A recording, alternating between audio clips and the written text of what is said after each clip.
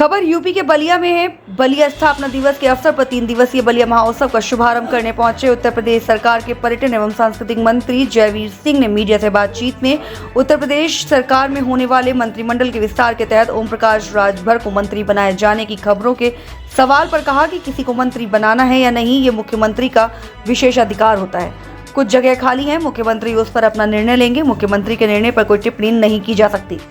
वहीं I.N.D.I.A गठबंधन में शामिल सपा को कांग्रेस पर जमकर निशाना साधते हुए कहा कि अखिलेश हो या कांग्रेस, एनडीए 80 की 80 सीट जीतेगी। परिस्थिति यह है कि कांग्रेस और सपा का वोट बैंक एक ही है, इसलिए छीना झपटी का मामला चल रहा है। जैसे कि आजम खान का विषय हो या अन्य का विषय हो, इसी बात को लेकर दोनों के बीच में झगड़ा चल रहा है, जबकि हमारे यहाँ ऐसा कोई झगड़ा नहीं है।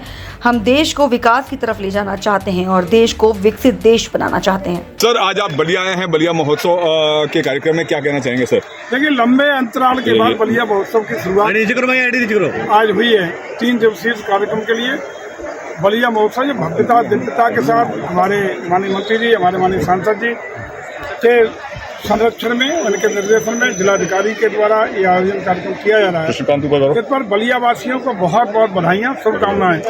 ये भव्य हो, दिव्य हो, निरंतरता के साथ प्रतिवर्ष बलिया के स्थापना दिवस के मौके पर होता रहे, ऐसी मेरी शुभकामनाएं। साथ ही साथ मैं अवगत जरूर कराना चाहूँगा कि आज प्रदेश के सभी 75 जिलों में उत्तर प्रदेश सरकार के संस्कृति विभाग और पर्यटन विभाग ने जिला पर्यटन और संस्कृति परिषद का गठन किया है।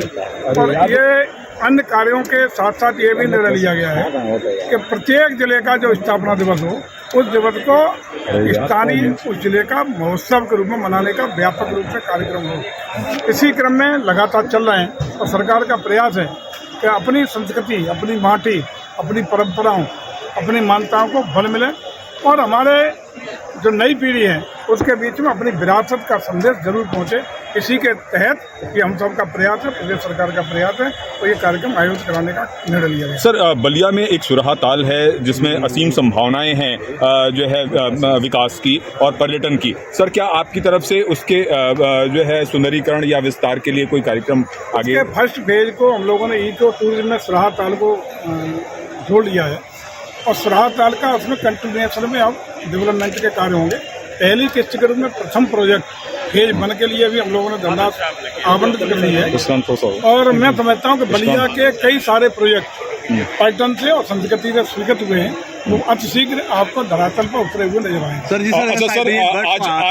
आज जो है उत्तर प्रदेश सरकार की अगर हम बात करें तो खबरें ये आ रही हैं कि मंत्रिमंडल का विस्तार होगा और एक ही मंत्री बनने वाले हैं, ओम प्रकाश राजभर जी। क्या कहना चाहेंगे? देखिए, ये माननीय मुख्यमंत्री का विशेषाधिकार होता है कि इसको मंत्री बनाना नहीं बनाना है, लेकिन ये सही है कि कुछ जगह खाली है और जब जरूरत होगी उचित वक्त होगा तो उस पर निर्णय लेंगे। माननीय मुख्यमंत्री के इस निर्णय होना है, उस पर कोई टीका टिप्पणी नहीं की जाती। तो क्या ओम प्रकाश राजभर के मंत्री बनाए जाने से 2024 के चुनाव में खासतौर पर उत्तर प्रदेश में कुछ असर पड़ेगा क्या? देखिए, आप लोग एक अच्छी तरह जान लें कि जिस तरह का INDIA गठबंधन कभी जात के नाम पे, कि धर्म के नाम पर बांटने का प्रयास और पुरानी जो ट्रेडिशनल चीज़ें हैं उनको लाने का प्रयास करता है, इस जात धर्म पर बहुत आगे जा करके हम लोग आज हिंदुस्तान को और उत्तर प्रदेश को, हर व्यक्ति को विकास की धारा में जोड़ के, उसको हमारे गरीब परिवारों को गरीबी की रेखा से ऊपर बार के लोक कल्याणकारी योजनाओं से जोड़ के हम आज सपना देख रहे हैं और सपने को पूरा करने का काम भी कर रहे हैं कि जब भारत को और उत्तर प्रदेश को विश्व पटल पर छा जाने के लिए तैयार है। चाहे आर्थिक क्षेत्र में हम देखेंगे, आर्थिक मोर्चे पे हम लोग 5वीं आर्थिक शक्ति बनने में कामयाब हुए हैं और तीसरी दुनिया की सबसे बड़ी आर्थिक ताकत बनने के लिए तत्पर हैं। चाहे हम लोग चंद्रयान की सफल यात्रा रही हो, तो विज्ञान और टेक्नोलॉजी के क्षेत्र की बात हो, सामरिक क्षेत्र की बात हो, G20 की सफल अध्यक्षता की बात हो, या तमाम ऐसी चीज़ें हैं जो भारत को ग्लोबल लीडर बनने के मार्ग प्रशस्त करने का काम कर रही हैं। और हम आपको आश्वस्त करते हैं कि हिंदुस्तान के रहने वाले लोग आगामी चुनाव में देश की तरक्की के लिए, प्रदेश की तरक्की के लिए बिना जात वर्ग धर्म का भेदभाव किए, बिना किसी जात भेदभाव के प्रभावित हुए सारे लोग प्रगति के लिए, देश को मजबूत करने के लिए और लोक कल्याणकारी योजनाओं को निष्पक्षता और ईमानदारी के साथ गरीब के घर तक पहुंचाने के लिए आदरणीय मोदी जी को तीसरी बार प्रचंड बहुमत के साथ अपना समर्थन देने जा रहे हैं। और सर अंत में एक सवाल, अखिलेश यादव जो है अभी कुछ दिनों पहले भी अभी साइकिल यात्रा उन्होंने निकाली थी, आज भी उनकी बैठक चल रही है। इंडिया गठबंधन को लेकर, कांग्रेस को लेकर उनके तीखे तेवर जो है आपने भी देखे होंगे और सुने होंगे, तो आपको क्या लगता है कि 2024 को लेकर जो है सर क्या कहना चाहेंगे? देखिए, अखिलेश जी हो या कांग्रेस हो, उत्तर प्रदेश में कोई लड़ाई नहीं, 80 की 80 सीटें जीतेंगे। लेकिन परिस्थितियां ये हैं कि चूंकि कांग्रेस का वोट बैंक, समाजवादी पार्टी का वोट बैंक दोनों एक हैं, तो उसको छीना झपटी का मामला चल रहा है। चाहे आजम खान साहब का विषय हो या अन्य विषय हो, उनमें कौन किसको अपनी ओर आकर्षित कर ले उस वोट बैंक को, उसकी लड़ाई दोनों के बीच में चल रही है। हमारा कोई झगड़ा नहीं, हम बहुत मजबूत हैं। सर्व समाज का, सर्व धर्म का, सभी संप्रदाय का समर्थन, सहयोग उन सब लोगों का जो प्रगति चाहते हैं, तरक्की चाहते हैं, देश को विकास की ओर ले जाना चाहते हैं, जो विकसित भारत बनाना चाहते हैं, उन सबका समर्थन भारतीय जनता पार्टी को है। और उसी का परिणाम होगा कि उत्तर प्रदेश की 80 की 80 सीटें भारतीय जनता पार्टी जीतने जा रही है। सर पीडीए तो था, आरोप लगा रहे हैं उस पे क्या कहना चाहेंगे?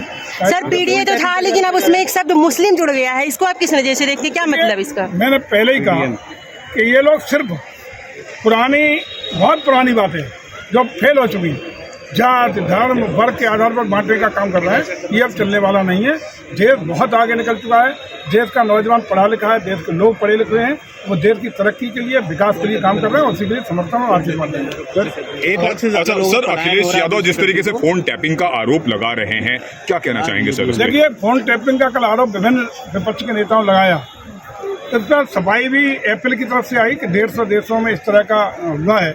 लेकिन उसके बावजूद भी भारत सरकार ने कल ही जांच के लिए निर्देश दे दिए ताकि दूध का दूध और पानी हो, इस तरह की फर्जी बातें, फर्जी तथ्य न चल पाए, इसके लिए कल ही निर्देश दे दिए गए। जो भी परिणाम आएगा आपके सामने होगा। लेकिन सरकार न किसी की टेपिंग करा रही है, न किसी की जासूसी करा रही है, केवल और केवल सच्ची लोकप्रियता पाने के हथकंडे अपनाने का काम कर रही है। तो सरकार एप्पल कंपनी पे केस करेगी क्या?